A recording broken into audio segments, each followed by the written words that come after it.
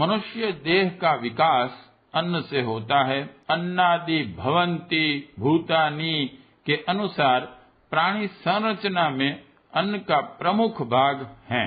गर्भ में आने के साथ ही जीव उसकी आवश्यकता अनुभव करने लगता है।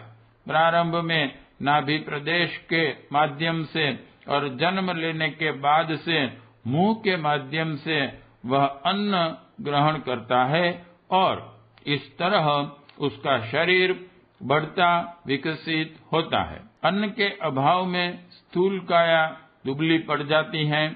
एक निश्चित अवधि के बाद अन्न न मिले तो मृत्यु तक हो सकती है। इस तरह अत्यंत स्थूल और नाशवान होकर भी अन्नमय शरीर जीव के दृश्य अस्तित्व का मूल आधार है। यह वह भवन है जिसमें जीव निवास करता है।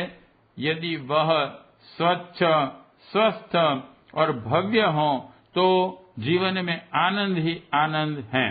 टूटे फूटे सड़े गले मकान में तो रहकर कोई भी खुश नहीं रह सकता। अन्नमय कोश स्थूल शरीर की महत्ता और उसे स्वस्थ और समर्थ बनाए रखने की विद्या का नाम है।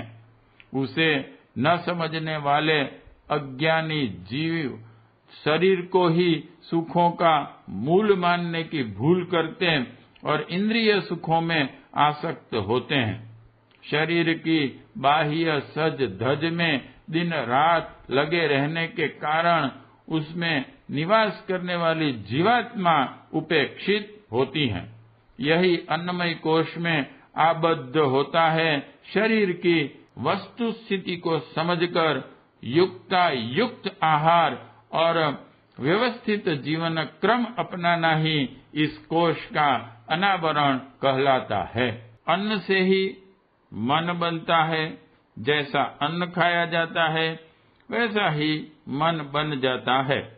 अध्यात्म का सारा क्रियाकलाप मन की स्थिति पर ही अवलंबित रहता है। मन भी तमोगुण रजोगुण में डूबा हुआ है। उस पर तृष्णा और वासना के मल आवरण छाए हुए हों तो बाहरी उपायों से सुधार हो सकना कठिन है।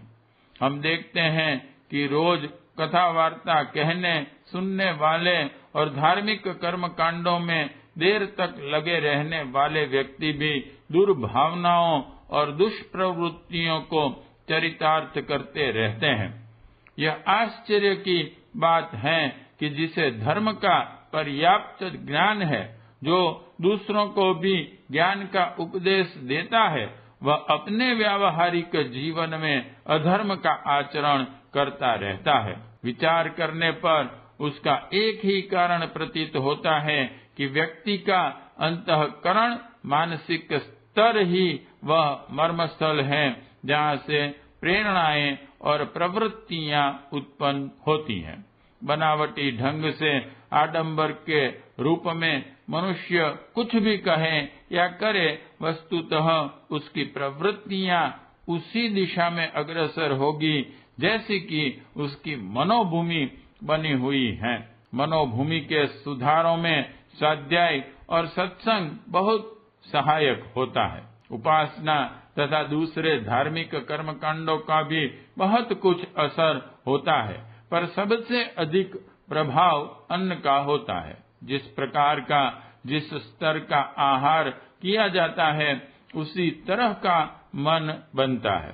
वस्तु जैसी कुछ बनी है उसका प्रधान गुण तो वही रहेगा। सुधार और संस्कार से उसकी प्रगति में कुछ न कुछ अंतर तो आता है, पर पूरा परिवर्तन नहीं होता। आज साधना मार्ग पर चलने वाले व्यक्ति आहार पर उतना ध्यान नहीं देते जितना कि देना चाहिए। फलस्वरूप तमोगुणी और रजोगुणी प्रकृति की वस्तुएं खाते रहने पर मन का मूल स्वभाव भी वैसा नहीं बन पाता जैसा बनाना चाहते हैं।